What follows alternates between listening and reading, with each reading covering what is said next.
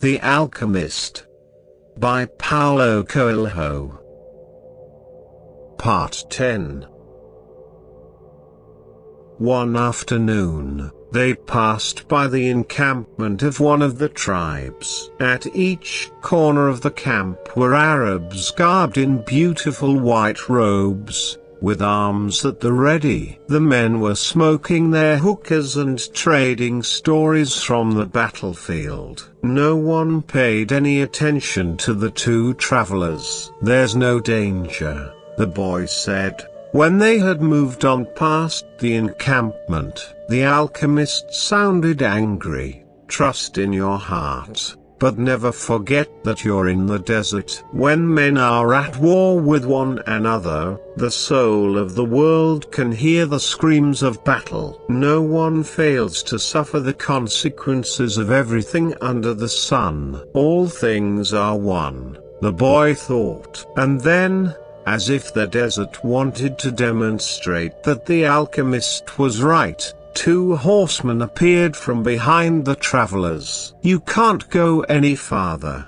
one of them said. "You're in the area where the tribes are at war." "I'm not going very far," the alchemist answered, looking straight into the eyes of the horseman. They were silent for a moment, and then agreed that the boy and the alchemist could move along. The boy watched the exchange with fascination. "You dominated those horsemen with the way you looked at them," he said. "Your eyes show the strength of your soul," answered the alchemist. "That's true," the boy thought. He had noticed that, in the midst of the multitude of armed men back at the encampment, there had been one who stared fixedly at the two. He had been so far away that his face wasn't even visible. But the boy was certain that he had been looking at them. Finally, when they had crossed the mountain range that extended along the entire horizon,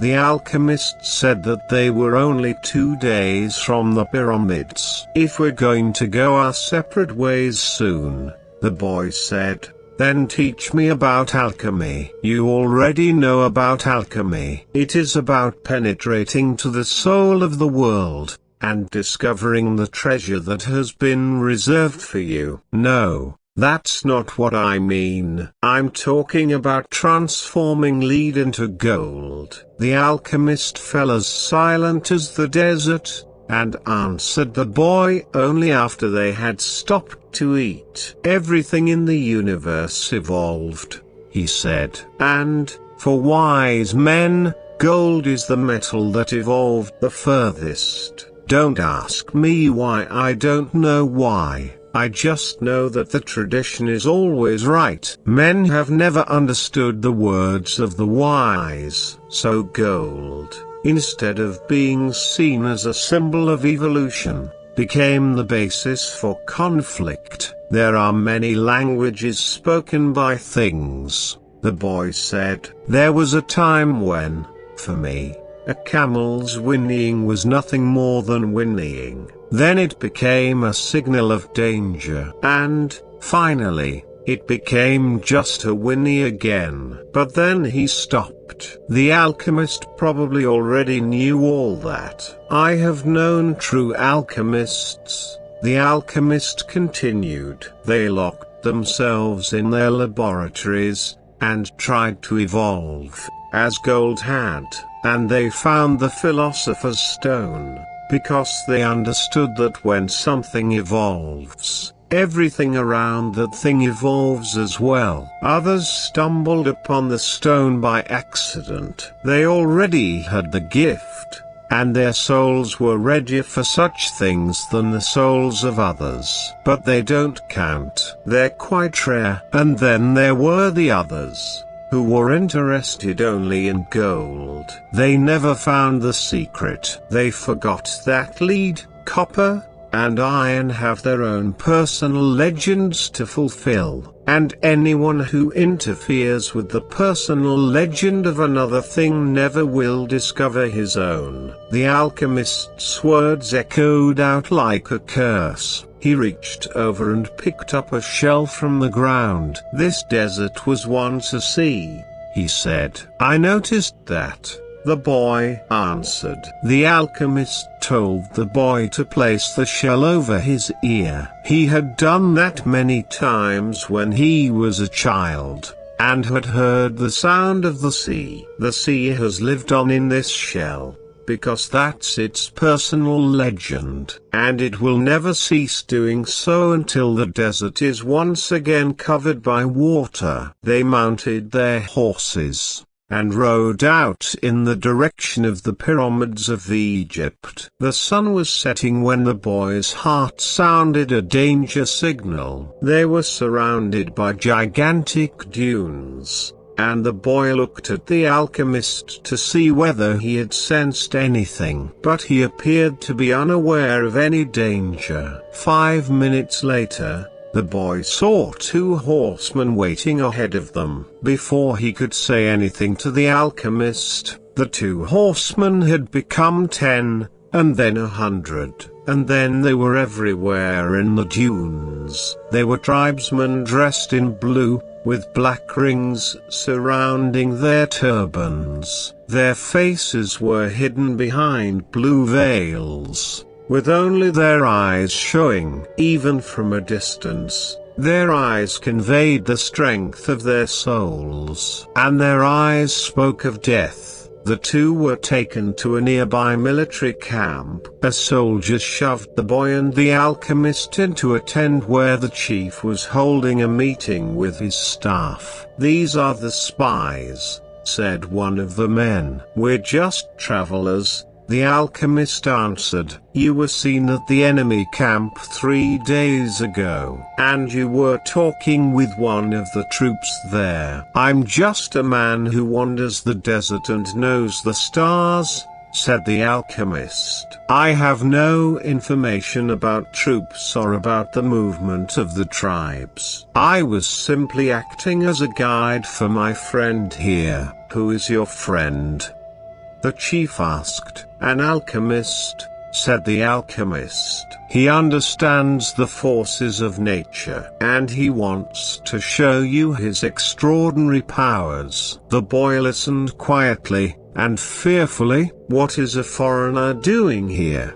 asked another of the men. "He has brought money to give to your tribe," said the alchemist, before the boy could say a word. And seizing the boy's bag, the alchemist gave the gold coins to the chief. The Arab accepted them without a word. There was enough there to buy a lot of weapons. "What is an alchemist?"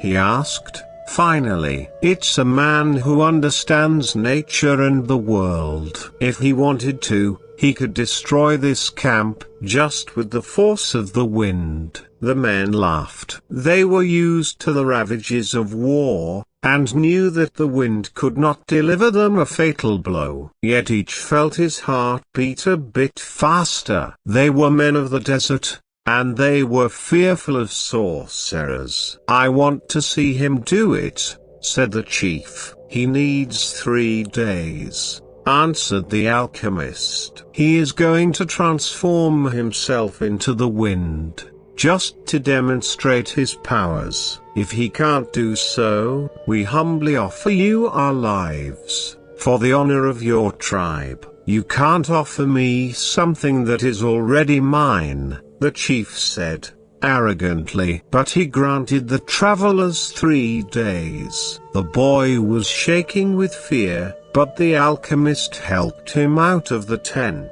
"Don't let them see that you're afraid," the alchemist said. "They are brave men, and they despise cowards." But the boy couldn't even speak. He was able to do so only after they had walked through the center of the camp. There was no need to imprison them. The Arabs simply confiscated their horses. So, once again, the world had demonstrated its many languages. The desert only moments ago had been endless and free, and now it was an impenetrable wall. "You gave them everything I had," The boy said, "Everything I've saved in my entire life." "Well, what good would it be to you if you had to die?" The alchemist answered, "Your money saved us for 3 days." It's not often that money saves a person's life. But the boy was too frightened to listen to words of wisdom. He had no idea how he was going to transform himself into the wind. He wasn't an alchemist. The alchemist asked one of the soldiers for some tea, and poured some on the boy's wrists. A wave of relief washed over him, and the alchemist muttered some words that the boy didn't understand. "Don't give in to your fears," said the alchemist, in a strangely gentle voice. "If you do, you won't be able to talk to your heart." But I have no idea how to turn myself into the wind. If a person is living out his personal legend, he knows everything he needs to know. There is only one thing that makes a dream impossible to achieve: the fear of failure. I'm not afraid of failing. It's just that I don't know how to turn myself into the wind. Well, you'll have to learn. Your life depends on it. But what if I can't? Then you'll die in the midst of trying to realize your personal legend. That's a lot better than dying like millions of other people, who never even knew what their personal legends were. But don't worry, the alchemist continued.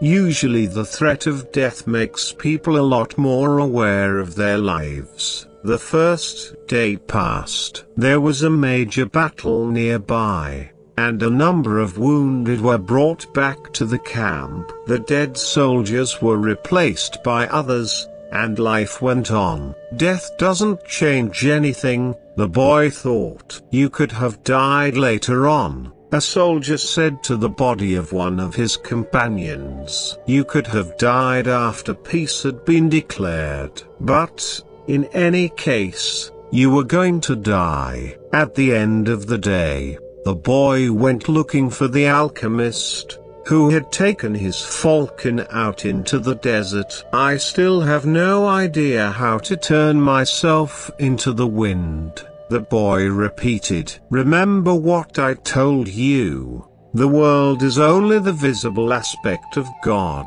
and that what alchemy does is to bring spiritual perfection into contact with the material plane.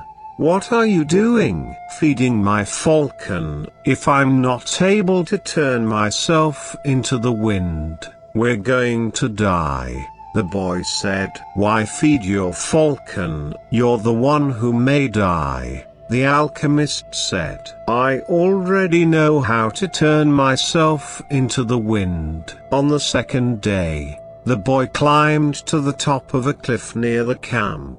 The sentinels allowed him to go. They had already heard about the sorcerer who could turn himself into the wind, and they didn't want to go near him. In any case, the desert was impassable. He spent the entire afternoon of the second day looking out over the desert, and listening to his heart. The boy knew the desert sensed his fear. They both spoke the same language.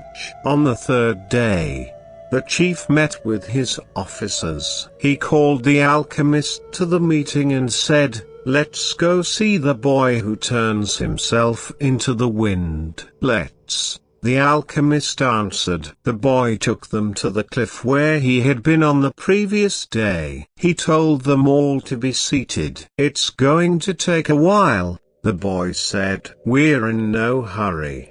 The chief answered, "We are men of the desert." The boy looked out at the horizon. There were mountains in the distance, and there were dunes, rocks, and plants that insisted on living where survival seemed impossible. There was the desert that he had wandered for so many months. Despite all that time, he knew only a small part of it. Within that small part, he had found an Englishman, caravans, tribal wars, and an oasis with 50,000 palm trees and 300 wells. What do you want here today?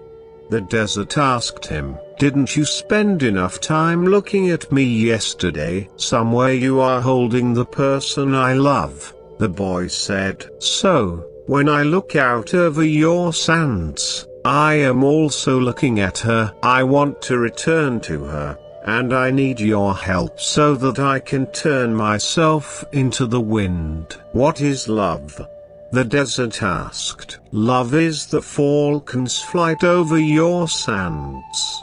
Because for him, you are a green field, from which he always returns with game. He knows your rocks, your dunes, and your mountains, and you are generous to him. The falcon's beak carries bits of me, myself, the desert said. For years, I care for his game, feeding it with the little water that I have, and then I show him where the game is. And, one day, as I enjoy the fact that his game thrives on my surface, the falcon dives out of the sky, and takes away what I've created. But that's why you created the game in the first place, the boy answered. To nourish the falcon, and the falcon then nourishes man. And, eventually, man will nourish your sands,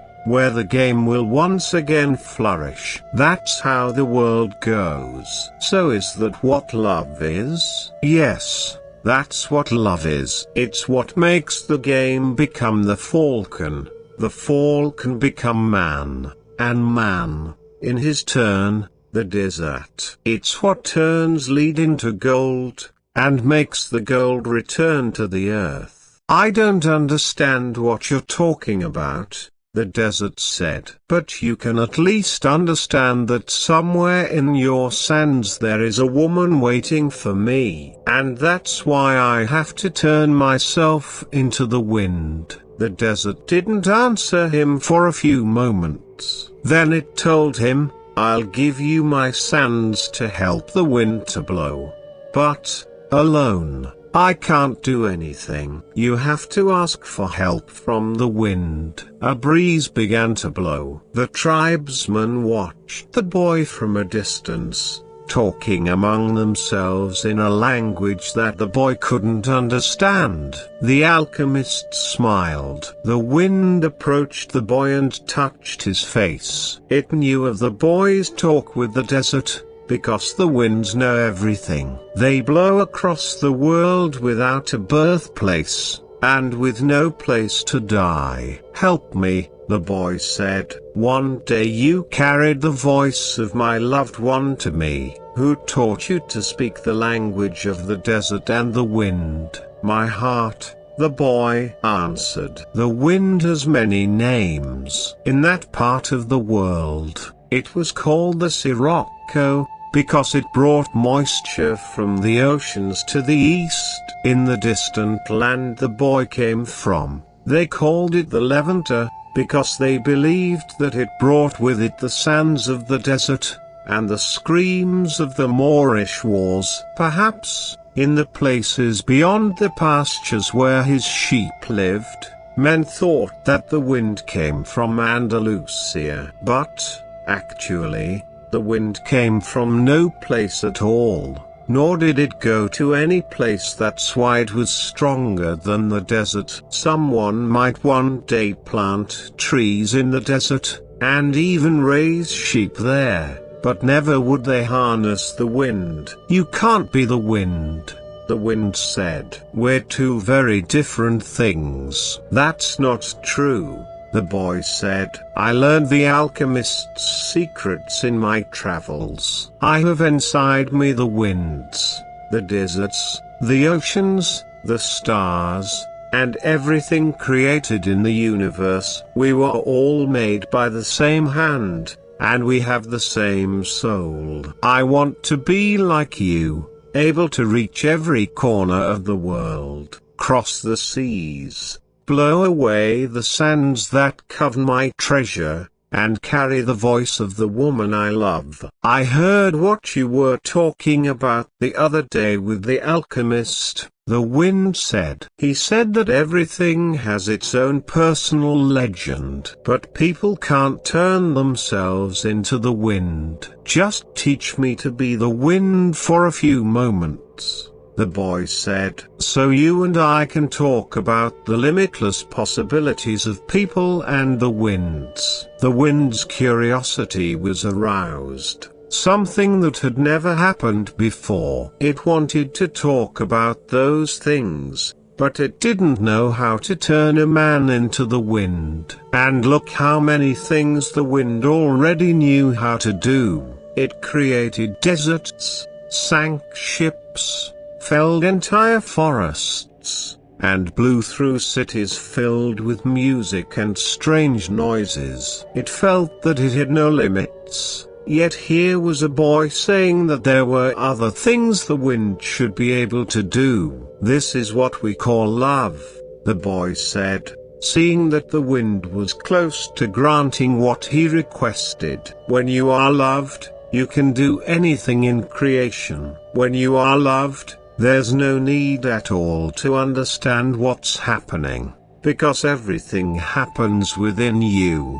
And even men can turn themselves into the wind, as long as the wind helps. Of course, the wind was a proud being, and it was becoming irritated with what the boy was saying. It commenced to blow harder, raising the desert sands. But finally it had to recognize that, even making its way around the world, it didn't know how to turn a man into the wind. And it knew nothing about love. In my travels around the world, I've often seen people speaking of love and looking toward the heavens, the wind said, furious at having to acknowledge its own limitations. Maybe it's better to ask heaven. Well then, help me do that, the boy said. Fill this place with a sandstorm so strong that it blots out the sun. Then I can look to heaven without blinding myself. So the wind blew with all its strength,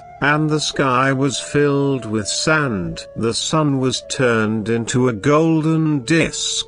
At the camp, it was difficult to see anything. The men of the desert were already familiar with that wind. They called it the simum, and it was worse than a storm at sea. Their horses cried out, and all their weapons were filled with sand. On the heights, one of the commanders turned to the chief and said, maybe we had better end this. They could barely see the boy. Their faces were covered with the blue cloths, and their eyes showed fear. Let's stop this, another commander said. I want to see the greatness of valor, the chief said, with respect. I want to see how a man turns himself into the wind. But he made a mental note of the names of the two men who had expressed their fear. As soon as the wind stopped, he was going to remove them from their commands,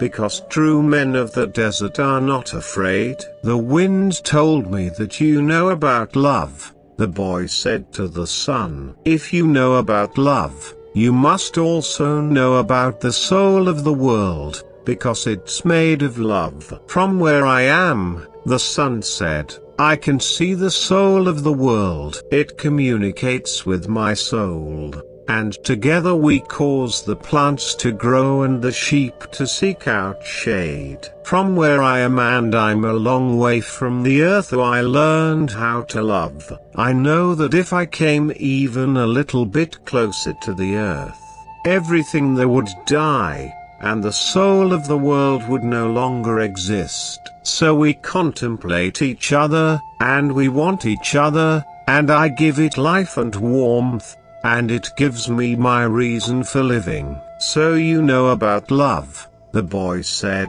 And I know the soul of the world, because we have talked at great length to each other during this endless trip through the universe. It tells me that its greatest problem is that, up until now, Only the minerals and vegetables understand that all things are one, that there's no need for iron to be the same as copper, or copper the same as gold. Each performs its own exact function as a unique being, and everything would be a symphony of peace if the hand that wrote all this had stopped on the 5th day of creation. But there was a 6th day. The sun went on. You are wise, because you observe everything from a distance, the boy said. But you don't know about love. If there hadn't been a 6th day, men would not exist. Copper would always be just copper, and lead just lead. It's true that everything has its personal legend, but one day that personal legend will be realized. So each thing has to transform itself into something better, and to acquire a new personal legend, until, someday, the soul of the world becomes one thing only. The sun thought about that, and decided to shine more brightly. The wind, which was enjoying the conversation, started to blow with greater force, so that the sun would not blind the boy. This is why alchemy exists, the boy said, so that everyone will search for his treasure, find it, and then want to be better than he was in his former life. Lead will play its role until the world has no further need for lead, and then lead will have to turn itself into gold. That's what alchemists do. They show that, when we strive to become better than we are, everything around us becomes better, too. Well, why did you say that I don't know about love? The sun asked the boy. Because it's not love to be static like the desert, nor is it love to roam the world like the wind, and it's not love to see everything from a distance, like you do. Love is the force that transforms and improves the soul of the world. When I first reached through to it, I thought the soul of the world was perfect. But later, I could see that it was like other aspects of creation, and had its own passions and wars. It is we who nourish the soul of the world, and the world we live in will be either better or worse, depending on whether we become better or worse. And that's where the power of love comes in, because when we love, we always strive to become better than we are. So what do you want of me? The sun asked. I want you to help me turn myself into the wind, the boy answered. Nature knows me as the wisest being in creation, the sun said, but I don't know how to turn you into the wind. Then, whom should I ask?